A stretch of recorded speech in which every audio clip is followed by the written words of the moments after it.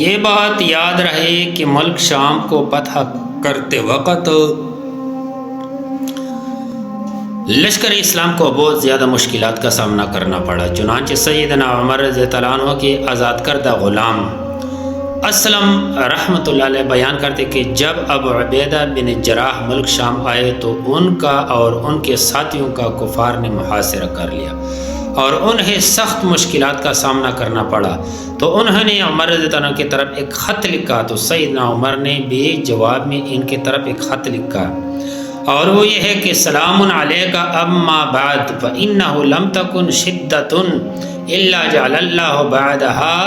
مخرجا ولن يغلب عسر يسرين وكتب إليه يا أيها الذين آمنوا اصبروا والصابروا والرابطوا واتقوا الله لعلكم تفلحون۔ السلام علیکم۔ ہم ثنا کے بعد عرض ہے کہ جو کوئی بھی سختی اور پریشانی ہے،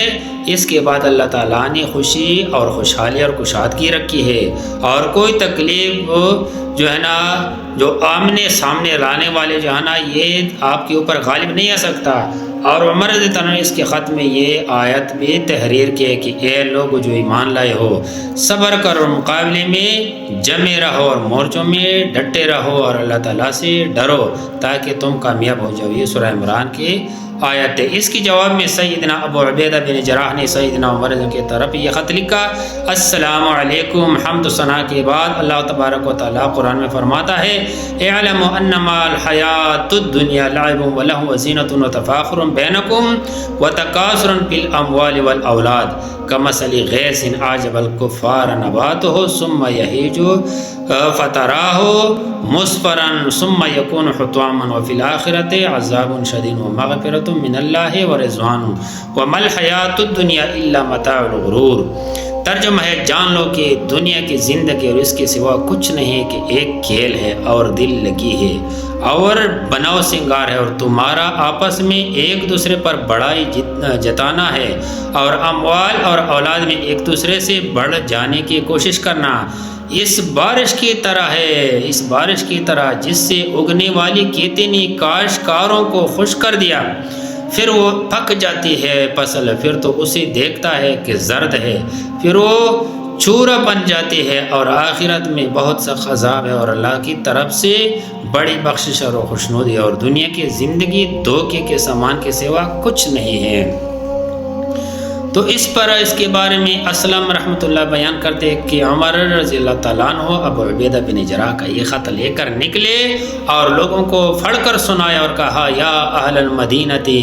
انما کتب ابو عبیدہ یعرض بکم ویحثکم علی الجہاد۔ اے اہل مدینہ، ابو عبیدہ نے یہ خط تمہیں مخاطب کر کے اس لیے لکھا ہے تاکہ وہ تمہیں جہاد کے لیے ابھارے۔ اسلم رحمۃ اللہ بیان کرتے کہ پھر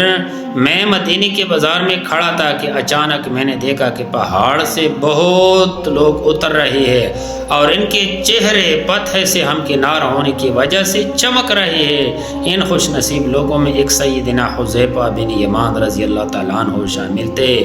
اور لوگوں کو اللہ کی مدد اور نصرت اور فتح کی خوشخبری و مبارکباد دے رہے تھے۔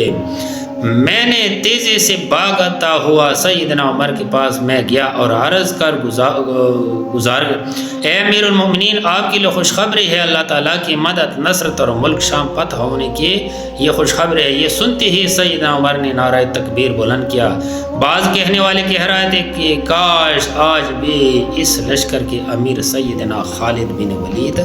ہوتے، کیونکہ حضرت عمر رضی اللہ عنہ نے خالد بن ولید کو مبذول کیا تھا۔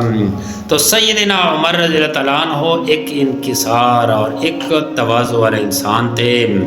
اسلم جو مولا عمر ہے، مولا مطلب غلام ہے، تو وہ اپنے بارے میں فرما رہے تھے کہ جب سیدنا عمر ملک شام میں گئے تو میں بھی ان کے ساتھ تھا۔ جب ہم ملک شام کے قریب پہنچ گئے تو عمر نے اپنی سواری کو بٹھایا اور خود اپنی کسی حاجت کے لیے تشریف لے گئی، اور میں نے اپنا کمبل اونٹ کے بالوں سے تیار کیے ہوئے کمبل یعنی چادر سواری کی جاوی پر رکھ دیا، اس کی اونٹ کے اوپر رسول عمر رضی اللہ عنہ کی۔ جب سیدنا عمر اپنی حاجت سے فارغ ہو کر آئے تو وہ میرے بچائی ہوئے چادر پر بیٹھ گئے اور عمر کے سواری جو ہے نا پر میں بیٹھ گیا۔ چنانچہ آقا اور غلام دونوں ہی اس حال میں چلتے رہے یہاں تک کہ انہیں ملک شام کے باشندے ملے۔ جب وہ لوگ ہمارے قریب آئے تو میں نے عمر رضی اللہ عنہ کی طرف اشارہ کرتے ہوئے کہا کہ یہ ہے سیدنا عمر جو اپنے غلام کی سواری پر اس کی حقیر و معمولی چادر پر بیٹھے ہوئے ہے۔ یہ دیکھ کر وہاں کے لوگوں نے ایک دوسرے سے بات کرنا شروع کر دی کہ بھلا اس طرح کے بادشاہ حکمران بھی ہو سکتے ہیں جو اپنے غلام کی ایک عام سی سواری پر سوار ہو اور اس کی نیچے اس کے غلام کی حقیر اور معمولی چادر ہو۔ ان کی یہ حالت دیکھ کر سیدنا عمر رضی اللہ عنہ نے فرمایا تطمح ابصارهم الى مراکب من لا خلاق لهم، ان کے آنکھ ایسے حکمرانوں کی سواریاں دیکھنے کے